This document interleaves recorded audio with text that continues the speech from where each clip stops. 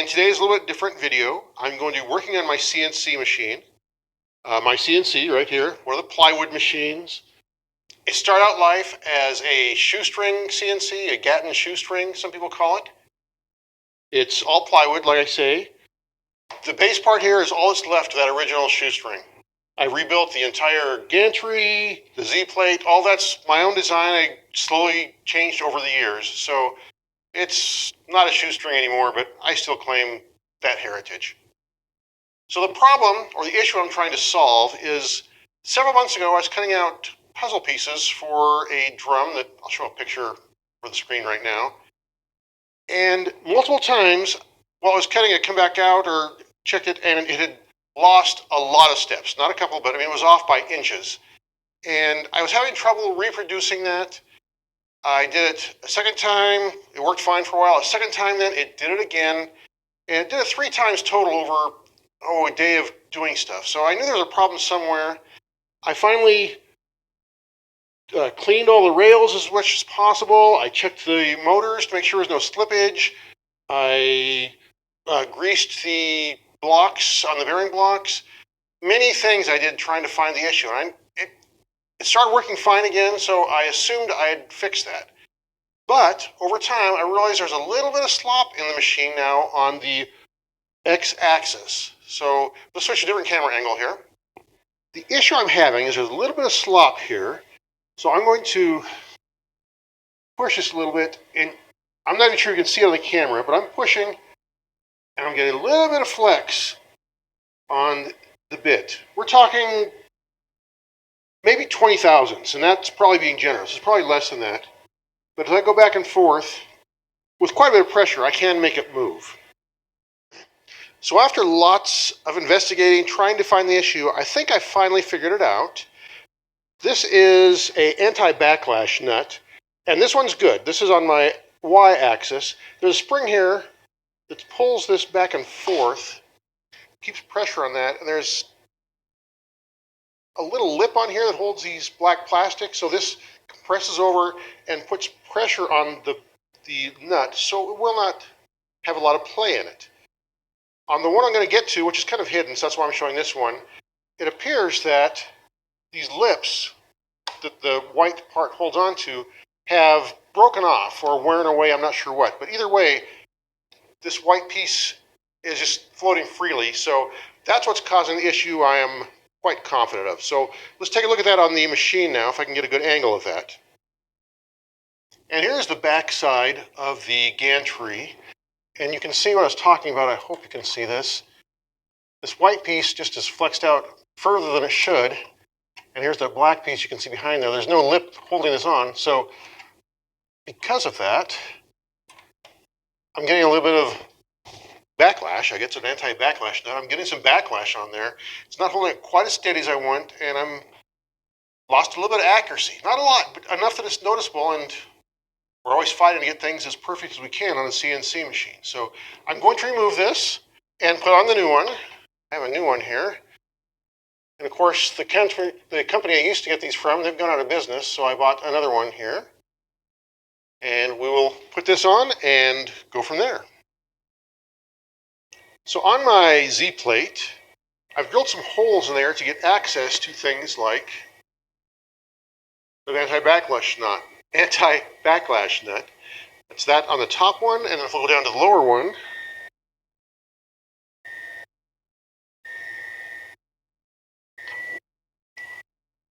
you can start to see it there, I believe. And that is a lower one right there. Get a good light angle there. So I'll remove those two and go from there.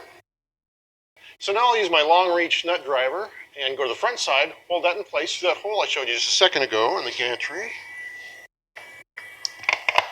And I'll just unscrew that with my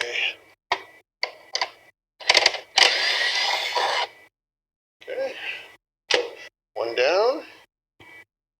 Just get that washer out too. And now I'll lower the gantry a little bit so I can get the other one. And same thing, I'll remove that one. Save that nut. and the washer. And this all should be free now. Now we have the bolts removed, we can just slide the Z-plate out of the way. And we have the piece free floating here. I have one more thing I'll still need to do. I have a little nut that holds the bearing so that the lead screw does not bounce around. So I'll remove that, and then I'll be ready to remove everything and put the new anti-backlash nut in place. Now I'll treat it like I'm jogging the Z-plate to the side, even though there's nothing attached to it, so.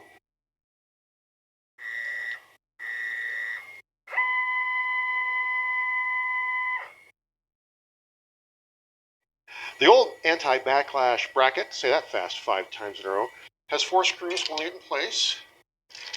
So I will remove those real quick.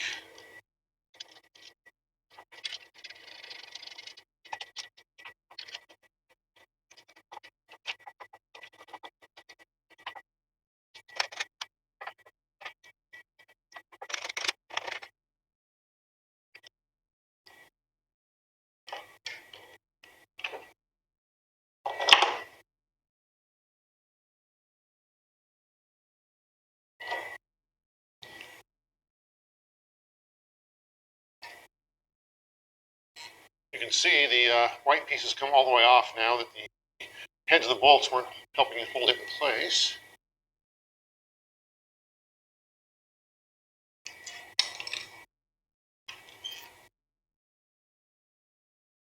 And now I have rethreaded the new one on. Oops, gotta hold on to it a little tighter.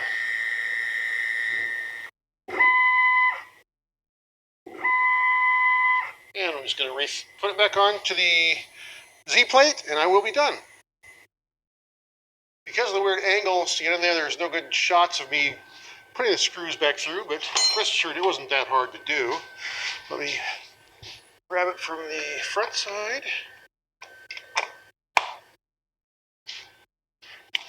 And now, this side.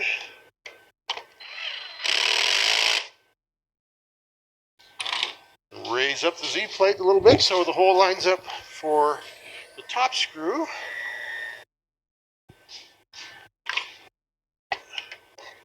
And I got to move the gantry just a smidge so that works.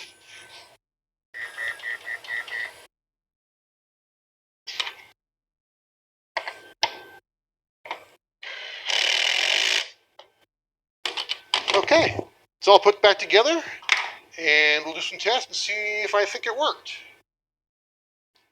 So here's the old piece, and this should not be able to pop off like that. So that's definitely was an issue. I've done some testing just by eye. I don't have any fancy calipers or dials to tell me exactly how much play there is in this right now. It's better. It's still not as good as I want. After playing with it for a while, I've decided that the gantry, let's do a different angle here, has a little flex. Has a little flex this way, a little bit. So I'm going to run a brace here on down. We'll see if that fixes it. If not, it's still pretty darn good. I'm just always searching perfection. So it's a day later. I've decided to add a brace on the uprights for the gantry, hopefully to add a little more stiffness to that. So let's take a look what I did there. Okay, here's the gantry, the upright.